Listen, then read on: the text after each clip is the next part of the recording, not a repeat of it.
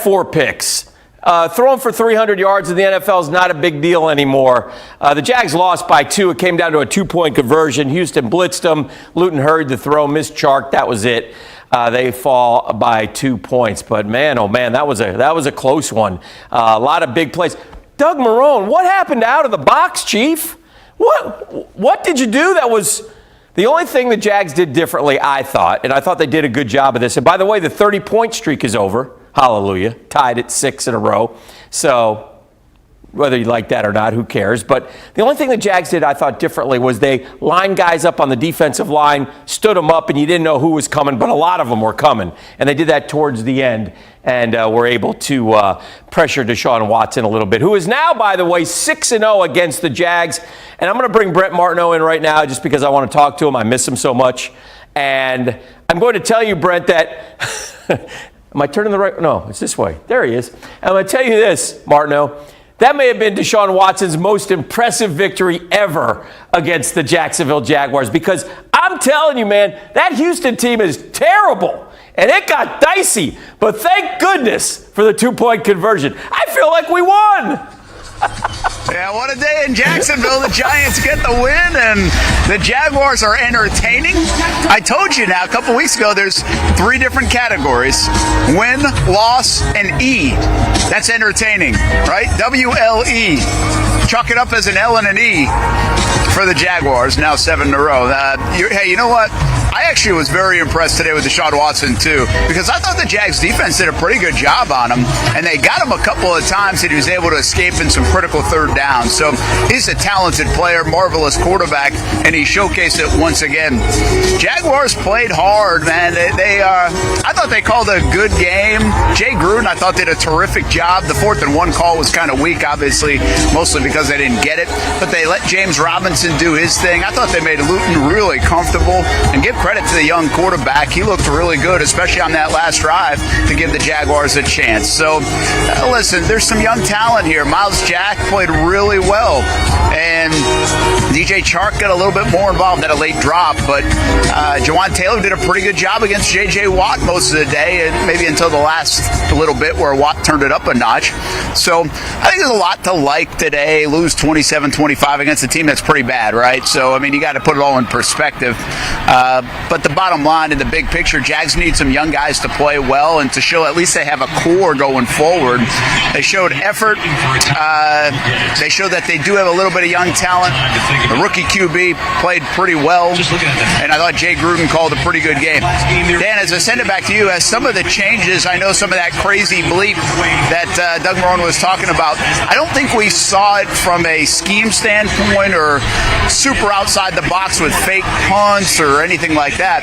I think where we saw was a little bit on personnel on defense. Taven Bryan did not start, didn't play a lot. Doug Costin was in there. Josh Jones, the safety, was out of there. So I think that's where we saw it more so. And maybe some guys had increased snaps. That will be hard to tell as we watch it right now. I'll have to count going back. But I think it was more personnel. Nothing crazy, but obviously more personnel than scheme. I think you're right, Brent. I appreciate it. I'm going to check back with you in just a minute here as I throw out some more thoughts about this game. And Brent Martineau just watched it up close and personally as the Jaguars lose in a close game.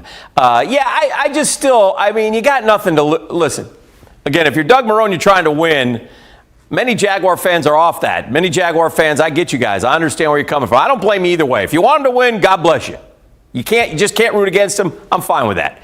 If you want them to lose, I'm fine with that too. I kind of am in that boat. I am. I'm in that boat. I want them to lose every game. I don't want them to win. I don't want them to beat a meaningless, lousy Houston Texans 1-6 football team to get to 2-6. Is that wrong of me? I don't care. That's what I am. I don't want them to win. I want them to have the number 1 pick in the NFL draft, and I want them to draft Trevor Lawrence. That's all I want. I want a franchise quarterback around here. And by the way, I'll take Justin Fields gladly at number 2. But I've got to have one of those top 2 picks, man. And right now, looking ahead on the schedule, we're in good position because we got some really non-winnable games coming up. They're going to Lambeau Field next. Then they come home and play the Steelers. Then they have the Browns. So those are 3 tough ones. They got the Titans left. They got the Ravens left. I mean, there's a good chunk of about 5 games here that are going to be tough for the Jags to win. They'll be in one of them. They'll be in one of them along the way here. That I know. But again, had a chance today. I had to exhale, man. That got dicey at the end. So one of the young guys who did not play well today, C.J. Henderson. C.J. Henderson had a terribly bad PI that some of you thought was ticky-tack. I didn't necessarily think it was ticky-tack because he pushed him, because he felt like the guy was going to catch the ball. So he shoved him, and it was a 54-yard penalty. That hurt. And then he got beat for a touchdown by Will Fuller and was run down the field, stopped, made a great adjustment, caught it, and then ran by Henderson for the touch. So 2 bad plays. Cornerbacks, you make those plays, and if you don't make those plays, it's magnified. So not a good game. Not great from Chason. Chason had a shot at Watson dead on and missed him. Watson sidestep, but Watson does that to a lot of guys. I mean, Deshaun Watson is an unbelievable football player. And I almost wonder this. Who would you rather be right now? Would you rather be the Houston Texans, who are staring at a rebuild? J.J. Watt's going to get traded in the offseason. They're staring at a rebuild with Deshaun Watson really as the focal point, and that's it. I mean, their offensive line is not very good. And they traded for Laramie Tunsil, and their offensive line is not very good. The receivers are not young. Brandon Cooks is up there in age. Had a nice touchdown today, by the way. He's torched the Jags, but nobody else. Their defense is bad. I love number 41. Always liked him, the kid from Vandy, Cunningham. The rest of them, not impressed. I think the Texans are staring at a terrible rebuild, and it's Deshaun Watson, okay, and then they're going to have to take everything else apart. The Jaguars are going into a rebuild, but they're going to hopefully have the number 1 pick, and they got some young pieces. DJ Chark played a nice game today, so that was good to see. Miles Jack, you heard Brent talk about. That was good to see. Josh Allen, hopefully he'll continue to start to get better here in the second half of the season coming up. But there are some young pieces that I like. So if the Jags can get that franchise quarterback, and gosh, they got a hit on him too now, right? You can't just get, Trevor Lawrence and then he be no good. I mean, that would be disastrous. So, but nonetheless, the Jags come up short to the Houston Texans. Texans' second win of the year. We mentioned the Giants. They beat the Washington football team by 3 points. Daniel Jones, 4-0 against the Washington football team, 1-17 against everybody else. We're awaiting Doug Marrone in his press conference. While we do, I'm going to bring Brent back in, and I'm going to ask him this difficult question. Brent, who would you rather be, the Jags with staring at a rebuild with what you have, or would you rather be the Houston Texans staring at a rebuild? Because make no mistake, that Houston team is bad, man. But they do have Deshaun Watson. Which would you rather have? I don't think it's even a question mark. As where the Jags sit right now, they would be drafting number 2. So you could get Justin Fields. So the only advantage is Deshaun Watson, who's spectacular. But you have your franchise quarterback, and then if you drafted Justin Fields, say at the number 2 spot, you would feel like you have your franchise quarterback. On top of that, all the cap space, the young talent that is already here. How much of it's debatable, but there is some young talent. I think it's totally different in Houston, right? They don't know who their coach is going to be either. Who knows if Doug Marrone's going to be here next year? Don't look likely if they continue to lose. But they have no draft picks next year. They have a bunch of aging players. They have guys that are still hanging on where it's like, well, they might still be good, but are they getting too old? Kind of like J.J. Watt is right now, but they have more players like that. I don't even think this is a question mark because right now the Giants won and the Jags lost, so the Jags are sitting in the 2 spot. If the Jags are sitting in the 3 spot, I think it's a little bit more debatable. But if you can tell me that I can get my franchise guy, Trevor Lawrence or Justin Fields, and I know I'm doing that, and I'm a coach looking for a job and a GM coming in and looking for a place to work, well, I think the Jaguars situation is way more attractive right now than the Houston Texans. And keep in mind, Eric Bieniemy is a guy who's been linked to Houston. A lot of people think he's like guaranteed to go there. If I'm Eric Bieniemy, I might look at the Jags right now and say, money, young players, maybe some control. I can maybe get Justin Fields or Trevor Lawrence. I'm looking at this handicap in the race, and I love you, Deshaun Watson. It's going to take me a little bit longer to win. And by the way, when Deshaun Watson had a lot of weapons around him, Dan, they didn't win big anyway. So, like, he's been good, but it's not like they've won big even when they were good with Deshaun Watson. I don't even think it's a question as the Jags sit in the 2-hole right now as who has a better situation. Hey, Brent, let's talk about Jake Luton for just a second. I thought he was okay. One thing I've learned about the NFL, Brent, it's the game today. It's a lot easier to throw for 300 yards than it used to be, right? I mean, I think we'd all agree with that. Because if the Texans held on to the football, they could have had 4 picks today. They had 1. I give Luton credit. He made some nice throws. Great throw to DJ Chark, who was wide open on that 73-yard touchdown. Those verticals aren't that tough for these guys, but still, nevertheless, he delivered the football. If he was playing for Georgia yesterday, he would have missed him. So that's just a little shot. So what did you think? What did you make of Jake Luton today and how he played? And would you leave him in going forward, or would you go back to Minshew if he's healthy next week? Yeah, right now, I thought Luton did a nice job, but then I also got to give credit to other folks. I think the offensive line did a pretty nice job for him.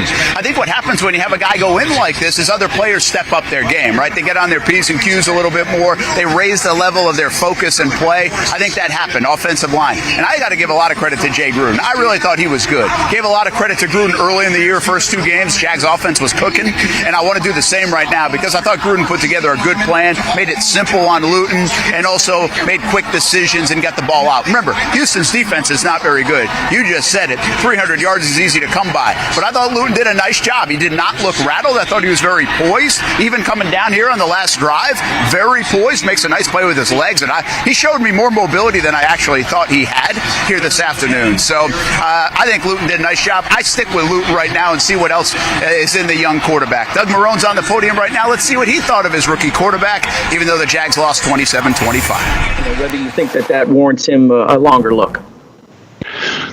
Well, we'll take one thing at a time. I think that, I was impressed with a lot of things, just the plays in and out, no delay games. I thought he made some really nice throws. I thought there's something that obviously you're going to want to have back. I think, when you're first time starting and, you're down by a score and a 2-point conversion and lead your team down the field to potentially, tie the game with a 2-point conversion. I think, that's another check mark. So, there's a lot of check marks, and everyone's going to ask me. I got asked on the radio show, which I do prior to this, and Gardner right now is not throwing, so there's no decision really to make right now. So I'm not really looking at the future because, it's going to take me a while to get over this one. I'm kind of pissed. Thanks, D-Rock. We'll go to Gary Smits, and then we'll go over to Hayes. Yeah, Doug, can you clarify whether Josh Lambo got hurt in the onside kick? Yeah, he did. Is it the same hip, or do you know anything more about it?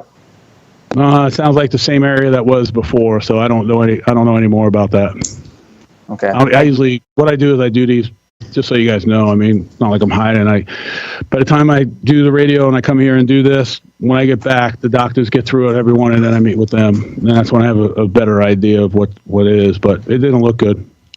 Okay, thanks, guys. You're welcome. Thank you, Gary. We'll go to Hayes, and then we'll go over to Mark Long. Doug, what was the explanation that the officials gave you on the look like a delay of game on the touchdown to Fuller? Yeah, they none. I mean, they didn't see it. There's only one person responsible for it. That's what he. The back judge is responsible for the play clock. The other officials don't look at it. It's only one person. Is that why you're kind of pissed? Well, I'm not going to do anything. I think that I'm not going to say anything stupid. So I think you guys realize it. Cool. Thanks. Yeah, no problem, Hayes. Thank you, Hayes. We'll go to Mark Long, and then we'll go over to Jamal. Doug, the big plays aside, the 75-yarder, 77-yarder, and the 57-yarder, team played pretty well on both sides of the ball. I mean, is that at least the positive? Is you feel like maybe you're turning a corner in terms of being competitive and whatnot? I mean, these guys have played hard, Mark. I mean, and I know a lot of times in this, that's what the coaches all say, but I think it's, you guys are good enough, smart enough to know, if they weren't, you'd call me out on it. You know what I'm saying? Or call them out. And they are. And, I hope that you can see that, we're trying a lot of different things. I mean, we tried a lot of different things, different packages today. I think we were able to see that. We were able to get, and some of those packages helped us getting pressure on the quarterback, and, at times we had really good calls and credit to Deshaun Watson. He got out of it and made some plays. So, those things. And then, Laviska got injured early in the game. He has a hamstring, and that, we had a lot of things planned, for him, to do things with. But, I thought we did a decent job. I think the thing that, you get disappointed with, all of us, and I'm not just saying it's me, is, 10 points in the first quarter. Joe's drives were penalties. I thought the other one was a non-catchable ball, but, it was deemed catchable. So it's the pass interference on that. I thought Claybrooks made the big return. We were able to get points right before the half. Jake at least made the play to put us there. So really, you think about 2 minutes before the half, 2 minutes, at the end of the game, the guy made 2 plays there. Then I thought, the swing on the potential delay a game, was a big, because now it goes to third and really long, and instead it's at 7 points the other way. So those are the things that happen. And like I said, you tested. I feel like I'm, tested. Because you don't expect those type of things, but and it's hard. You talk to a football team afterwards. What do you say? But I talked to them, and I just got to figure out a way, and we just got to keep going. But we got 8 games left, and there are some things, obviously, Mark, that there were some things that went well, and there's some things that we need to clear up. We just we just gonna keep going forward. Thank you, Mark. We'll go to Jamal and then Mio O'Brien. Hey, Coach, it looked like you changed up some things on your defense this week, getting guys like Daniel Thomas and Doug Costin a little bit more work out there. What'd you think about their performance today? Yeah, I thought we put Doug out there because his production has been high, and he had a little bit amount of snaps, going in, but the production was high. So we wanted to see if we increase the snaps, where his production level is. I thought he did a couple of good things in there. I don't know the exact counts,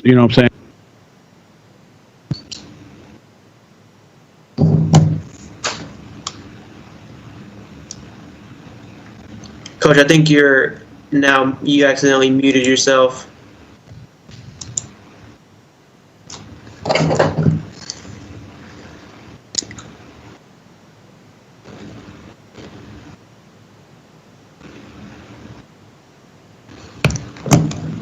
Marone is Let me see if I can either hit the mute button or something has happened. When it rains, it pours for the Jacksonville Jaguars. But one of the interesting points, and we'll see if we get him back here, we'll jump right in. But one of the interesting points, he said, well, Lambo got re-injured, probably the same hip. So there's that after he made a 59-yarder. Let's go back and listen to now on Marone. We got nothing. Tad's headed down, y'all. So should be soon. Yeah, you told me we had him back. We don't have him back. You said we had Marone back. No, you said we had Marone back. We don't have Marone back, so come back. We can leave Doug. Good gracious, man. Come on. We're acting like the Jags around here. Let's tighten this thing up. This ship isn't about to sink. Come on, get it together. So with that said, the other interesting thing he said, Lambo hurt and Gardner Minshew not even throwing yet. So Luton will be throwing next week. There's Brent at Lambeau Field in Green Bay, Brent Martineau. So, look, Jags did get screwed by the officials again. No surprise. That happens pretty much weekly. There's 0 seconds. I was watching the play, and I'm like, where's the flag? Where's the flag? Where's the flag? And I almost thought, well, maybe they made a mistake, so they're going to let them, like maybe they're supposed to reset the clock or something, but they weren't. They blew it. And I don't know how an official whose only job is to look at that clock could miss that. Isn't that odd? Yeah, I don't either, and by a lot, too. Missed it by a couple of beats. Sometimes they'll say, hey, if it goes to 0, then you look and the ball is snapped. Well, there might be a half a second of human error involved there, but there was a significant amount of time. Doug Marone, I watched him. He was just irate about that. And I'll say one other thing about Doug Marone, Dan. We've kind of noticed his temperament the last few weeks and given him a lot of credit, too, at times. Sometimes you want to see a guy fired up. When you've lost 4 in a row and you've given up 30 points and then 5 in a row, but at the same time, he's kind of kept his cool, right, with a young team. And I'm not saying he lost his cool today, but he's certainly a little more ticked off with his tone today in this news conference than I've heard him the last few weeks. And I think he's going to start to hear everybody else talking about the tank and they're not trying to win and all this stuff. And I don't think he likes that, especially on a game where he thought they played pretty well, had a chance to win. The officials kind of, well, in his mind, messed them up on a couple of different plays, including that big play. He also brought up the C.J. Henderson pass interference.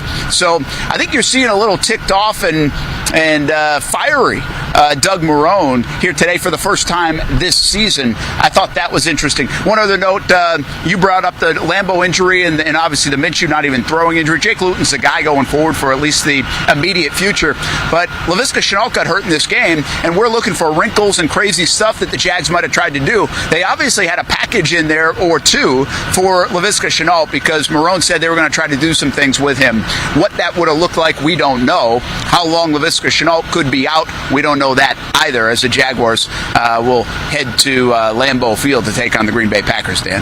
Yeah, and I listen, Bern, I want to make one thing clear as we watch this, as we talk about this and such. This is all on the Jaguars, having their fans rooting for them to lose because they're no good. And listen, this was, no disrespect. This is the NFL, and I understand those guys have jobs to do. And I know Doug Marrone wants to win in the worst way. I'm not suggesting he doesn't. I know those players in that locker room want to win in the worst way. But they are so bad, and they have lost 6 straight games, and now they've lost 7 straight games.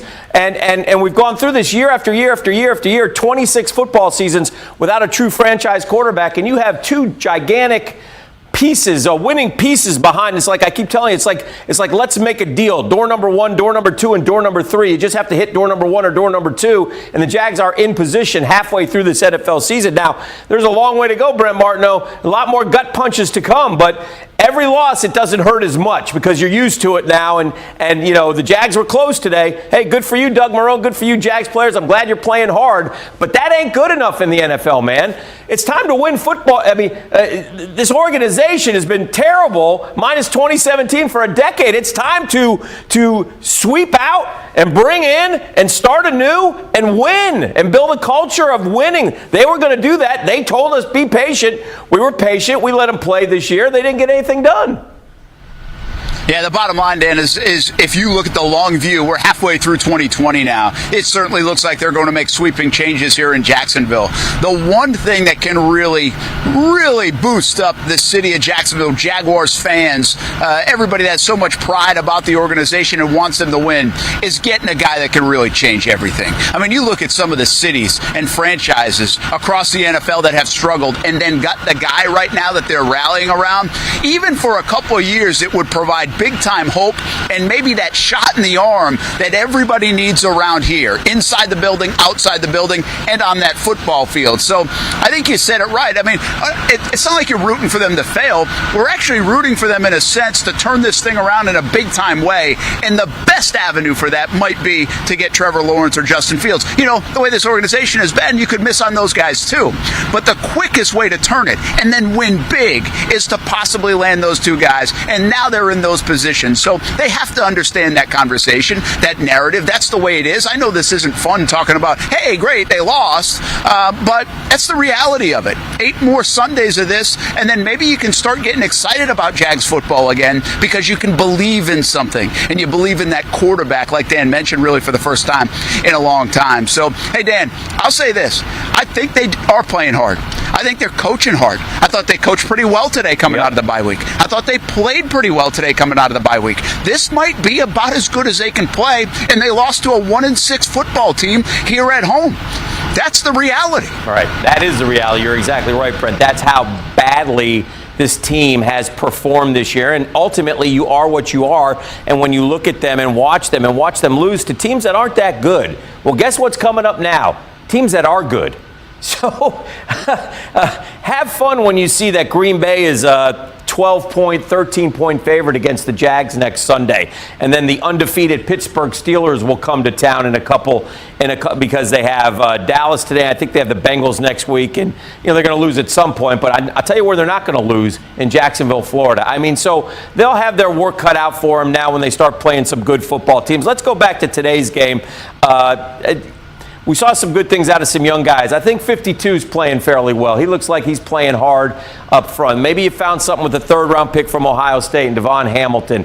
Henderson and Chason, I'm not getting enough from them still. It's just another game, learning experience goes on and goes on. James Robinson has proven his mettle. He's a tough kid. He had 1 yard short of 100, 99 yards on 25 carries today, and they got him the football. So like you said, Jay Gruden's game plan, obviously, to take some of the pressure off Luton was good, and that helped him, I think, with Robinson's success, except for the 4th and 1 call, which I absolutely hated because they just did it on 3rd and 1 as well. I would have liked to see maybe a naked bootleg or anything different, but what are you going to do? Yeah, I think you just brought up a guy's name that's really important because they are so weak on the interior because of the miss on Taven Bryan, Marcel Darius being gone, Calais Campbell being gone. Devon Hamilton, number 52, Dan, I'm not an X's and O's guy in the NFL, but when I'm starting to see a big body in the middle around the quarterback, around the running back in the backfield, making plays, I see 52 a lot out there. That was last game out against the Chargers and this one. That's a couple in a row. And I think that's important when you're a young player. Consistency. Can you put a couple together? We've seen C.J. Henderson have some moments, but also bad moments, which I kind of expect from young guys, but probably too many ups and downs. I think Devon Hamilton's turning it on. He might be a nice find. Who knows? Let's not get too excited and carried away because that's sometimes the way we get around here. I'll also tell you this. Miles Jack might be one of the best linebackers in the NFL right now. And they paid him last year, and people scratch their heads and say, why did they pay him? Why did they pay him so early? He's doing nothing. Well, now they've got him in the right position, and he's playing out of his mind, which is a great sign because he's a young football player, one of those draft picks. You can keep him, you have him for a long time, and if he's a part of this thing, then you build around stuff like that. Josh Allen, we know he's a pretty good player. They just need more help on that defensive front. So those are the things we're looking for, Dan. DJ Chark, obviously big play today. We think he's a talented guy. Jawan Taylor, think he's a talented guy. I'll tell you what else. Cam Robinson continues to play pretty good football. Made a great hustle play, too, on that interception that actually got called way back to where the interceptor was down. But that's big because then you don't have to go spend and find a left tackle in the top 10 of the draft or go in free agency and find one. You can maybe take care of your own guy in Cam Robinson and say, hey, we got our left tackle and our right tackle. So I agree with you. The young guys, they're so important in the second half of this season, and I think we're starting to see some of them show up, and that's important, very important, maybe just as important as wins and losses. The conversation going. Chief Meteorologist Mike Burrish in the building, by the way. Nice to see him as well on a Sunday. Must be a storm out there.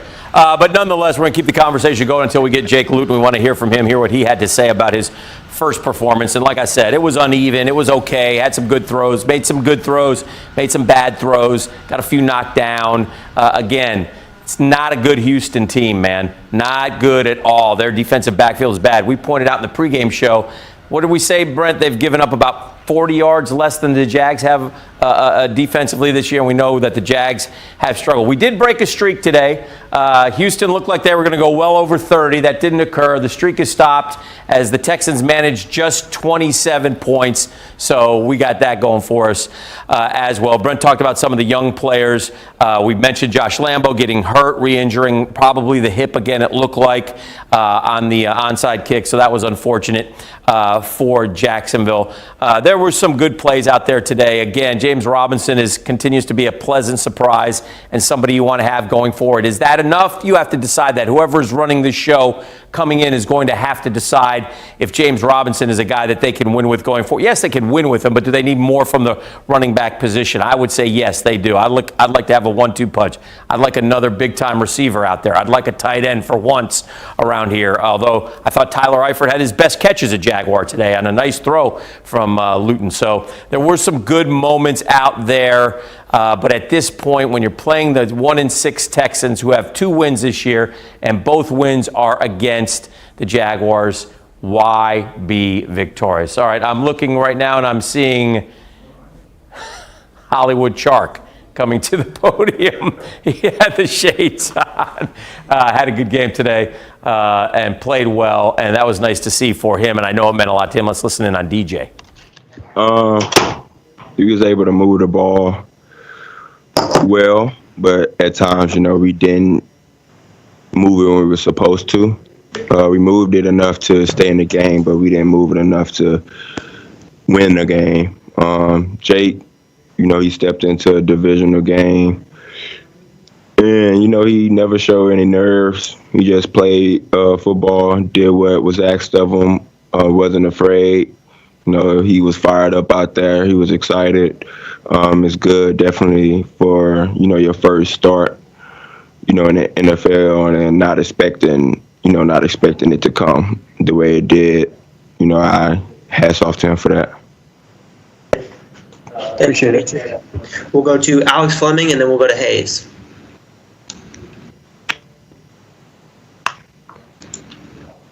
Alex, I believe you're on mute. How you doing, DJ? What's up? Alex Fleming, Florida Sun Review. You were peppered with targets today, 12 total. You had an excellent game, 146 yards and the touchdown. Was it more the quarterback or the game plan against Houston that made you so productive today? It was more of a game plan. After you play you play a team twice. You see the things that you could have, exploited the first game. So you come out and you run it the second game. And that's what we did. Hats off to Jake. I feel like Coach Gruden tried to make this game plan to take advantage of the things that we missed, but also to cater to him. And I think they did a good job of communicating and doing that. By the way, you looked a hell of a lot more comfortable today, and congratulations. Thank you. Thank you, Alex. We'll go to Hayes and then Mike Duraco. Hey, DJ, can you describe the 73-yard touchdown for us? Did you think Jake would be able to see you and hit you accurately? Oh, yeah, definitely. It's something that we ran in practice multiple times. Actually, we didn't hit it at practice. But, I feel like the coverage, the safety, after that play, the safety tended to stay on my side, shade my side. But, third play of the game, they was playing it honestly, and he didn't, which left me one-on-one with the corner. Watching film, you see that they are pretty good at not letting you get outside releases. So we took an inside release, got back outside. Jake threw a good ball.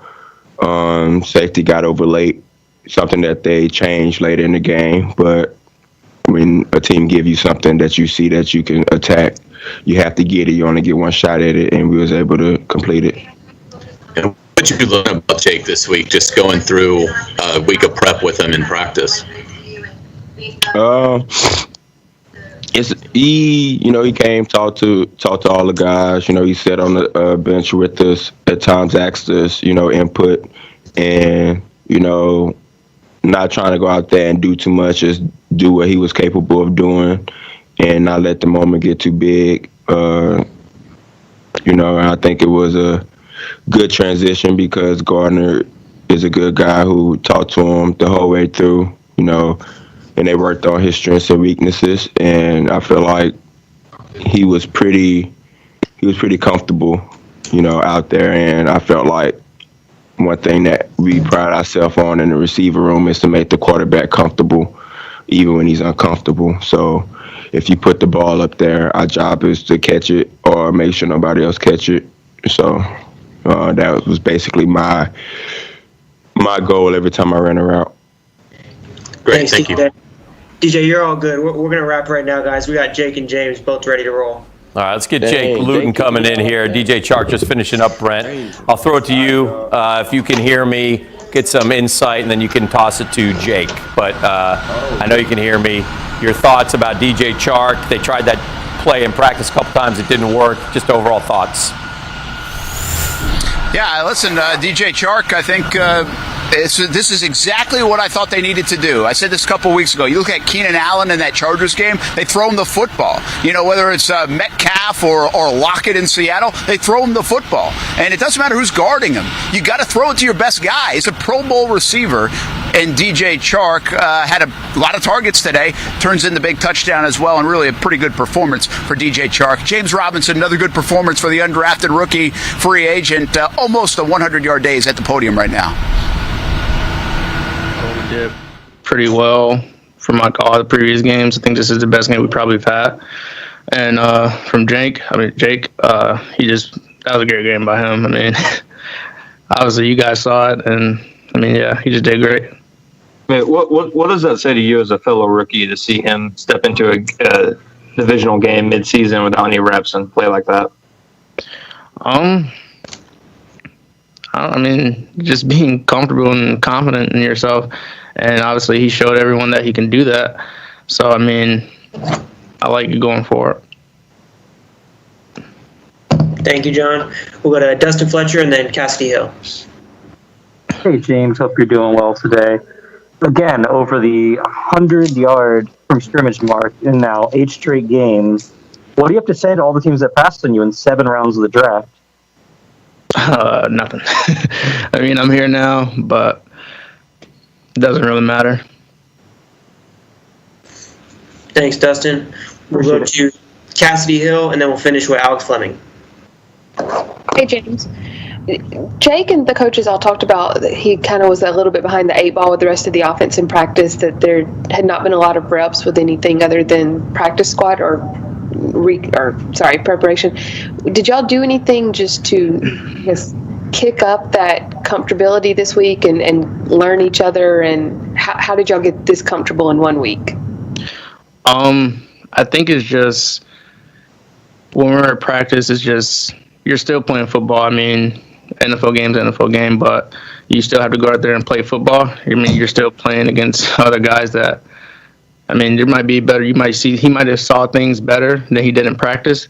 But, I mean, yeah, it was just more about being comfortable in practice so he can go out there and be comfortable in the game. And we just had to, for us to protect him, I think he probably got sacked a couple times. But other than that, yeah, just tell him to be comfortable when he goes in there.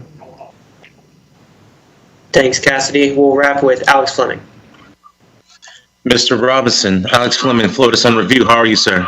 Good, how are you? I'm pretty good. You seem to be the fire starter for the offense. The defense was cheating up and trying to stop the run. You had 99 yards today. You've been productive every game this season. Do you feel a personal need to put more on your shoulders so that way it opens up the rest of the offense? I just go what the game plan is, and when I get the ball, I try to make a play every time. And I think that's just what's going to help us. I mean, what I'm doing is good, but it's just not enough. I mean, we all got to come together and find a way to win and get over that hump because, I mean, offense, I felt like we did pretty well today, but defense did pretty well too. But it's just that hump that we have to get over because we could have came out on top of this game, but just came up short. Offensively, you outgained them by 32 yards. Thank you, James. James, you're all good. Thank you. James Robinson finishing up his press conference. Jake Luton standing by. Coming up next. Listen, give Robinson credit, man. He has been a bright spot in a rainy, dismal season for the Jacksonville Jaguars. He's a guy that they can stay with and win with.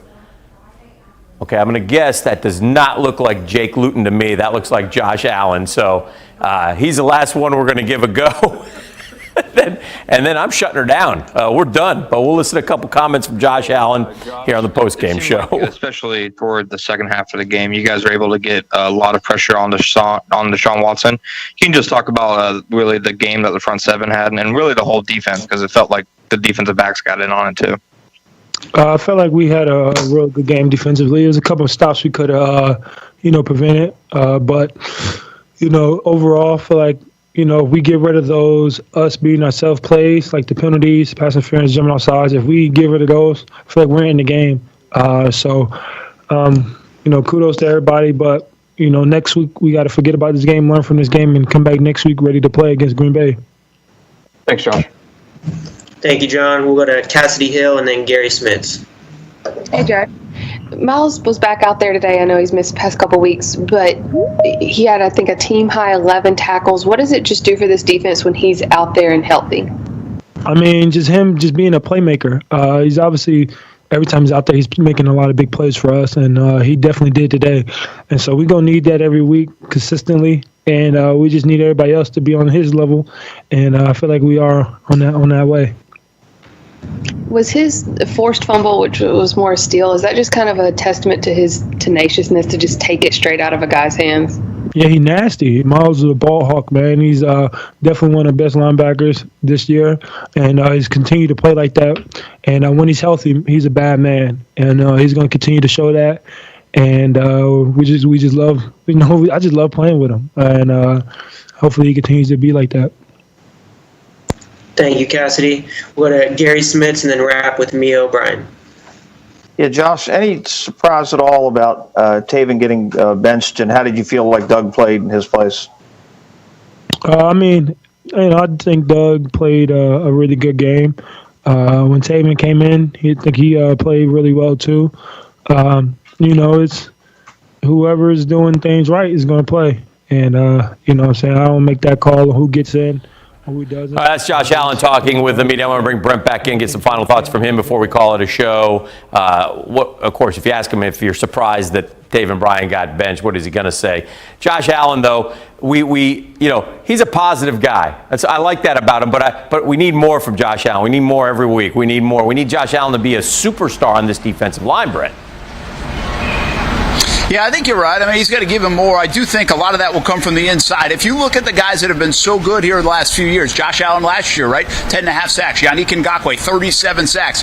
Why did that happen? Well, they're pretty talented. But it also happened because Calais Campbell and Marcel Darius were on the inside forcing things. And when you have that complement, the guys on the outside can really do a lot of damage. I think the Jags have some skillful players here. Josh Allen, we'll see a bit more about K'Lavon Chaisson, but they have to beef up that interior and get very good once again on the defensive line. They're just not there yet. We'll hear from Jake Luton coming up a little bit later. Obviously took a while to get to him, but we'll do that tonight on Action Sports Jax Primetime, Dan. Overall, pretty good stuff today, despite the loss, if you're in for wins and losses, or really good stuff if you like the fact that the Giants won and the Jags lost. Yeah, I'm celebrating, Brent, and dinner's on me. Thank you very much. Good job out there. We'll see you back at the shop tonight. We got Action Sports Jax Prime Time coming up tonight. We're going to break it down a little bit more. We'll hear from Jake Luton, have his press conference for you. That's coming up 10:30 on Fox 30, 11:30 on CBS 47, or after the football as everything gets pushed back. Who knows? But we'll be on sometime tonight, so hang out